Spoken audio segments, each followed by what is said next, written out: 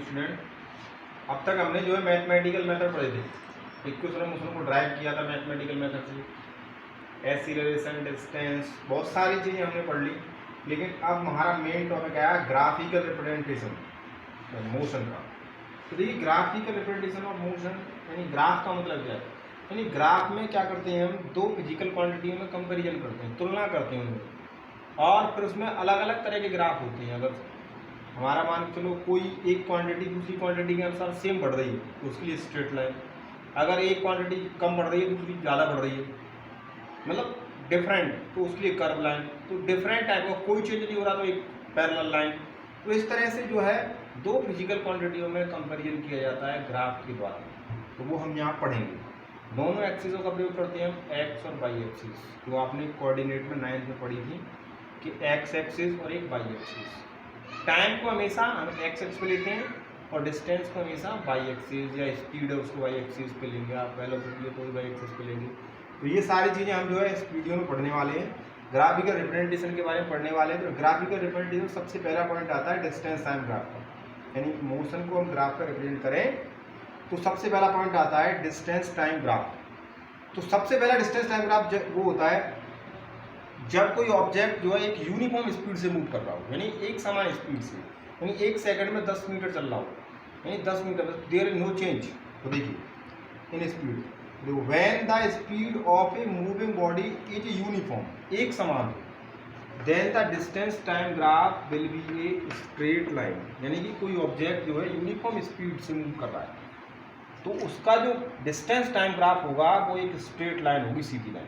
यहाँ by axis है, उसको वर्टिकल एक्सिस बोलते हैं हम। यहाँ पे जो है हमने क्या लिया है, डिस्टेंस, और हॉरिजॉन्टल जो हमारा एक्सिस है उस पर हमने किसको लिया है, टाइम को, यानी कि ये वर्टिकल एक्सिस हो गया और ये हमारा हॉरिजॉन्टल एक्सिस। इसके बाद तो ये तो यूनिफॉर्म स्पीड से अगर कोई ऑब्जेक्ट मूव कर रहा है तो उसका ग्राफ हो गया, एक स्ट्रेट लाइन होती है। अगर हम बात करें डिस्टेंस टाइम ग्राफ की एक नॉन यूनिफॉर्म स्पीड के लिए, तो देखो when a body is moving with a non uniform speed, तब उसका डिस्टेंस टाइम ग्राफ होगा वो एक कर्व लाइन होगी। क्या होगी, एक कर्व लाइन। कर्व लाइन बोलते हैं इस तरह से, एक स्ट्रेट लाइन होकर के कर्व के रूप में।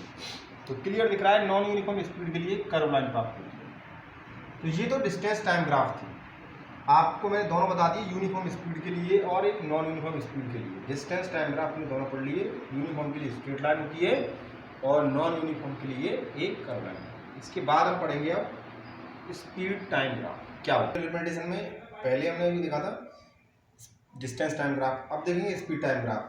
देखो स्पीड टाइम ग्राफ जो होता है वो स्पीड और टाइम दोनों में कंपेरिजन करेंगे ग्राफ के माध्यम से। तो सबसे पहला पॉइंट होता है हमारा, जब कोई ऑब्जेक्ट जो है एक समान स्पीड से, मतलब कांस्टेंट स्पीड से मूव कर रहा हो, यानी 20 मीटर पर सेकंड से, यानी एक कांस्टेंट स्पीड हो, तो उसके लिए जो होगा हमारा स्पीड टाइम ग्राफ होगा वो क्या होगा, देखो when a body is moving with a constant speed then the speed time graph will be a parallel line with the time axis, यानी कि एक पैरेलल लाइन होगी जो टाइम एक्सिस के जस्ट पैरेलल होगी। अगर कोई ऑब्जेक्ट कांस्टेंट स्पीड से मूव कर रहा है तो उसके लिए जो ग्राफ होगा वो एक्स और वाई में जो ग्राफ खींचे होगा, यानी स्पीड और टाइम में जो ग्राफ खींचेगा वो एक पैरेलल लाइन होगी टाइम एक्सिस की, जब ऑब्जेक्ट जो है कांस्टेंट स्पीड से मूव कर रहा हो। सेकंड पॉइंट है इसमें, देखिए इसमें नोट है एक, उसको याद रखना है आपको।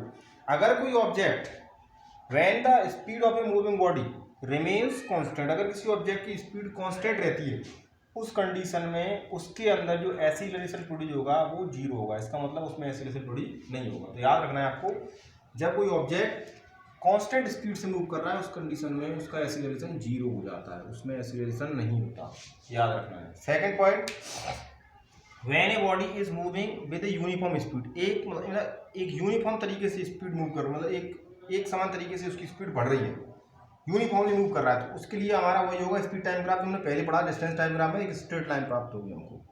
अगर इसमें हम आगे जब प्रॉब्लम करेंगे उसके लिए अगर हम देखें तो डिस्टेंस ट्रेवल किसी ऑब्जेक्ट के द्वारा कितनी होगी, अगर कोई ऑब्जेक्ट जो है यूनिफॉर्म स्पीड से मूव कर रहा है, तो देखिए उसके लिए डिस्टेंस का फॉर्मूला होता है distance travel is equal to area of triangle O A B. इसका एरिया होगा जो वो होगा किसी ऑब्जेक्ट के द्वारा डिस्टेंस ट्रेवल्ड होगी। अगर कोई ऑब्जेक्ट यूनिफॉर्मली मूव कर रहा है ग्राफिकल मेथड के द्वारा जो है हम उसका डिस्टेंस ट्रेवल कैलकुलेट कर सकते हैं एरिया ऑफ ट्राइंगल लगाकर।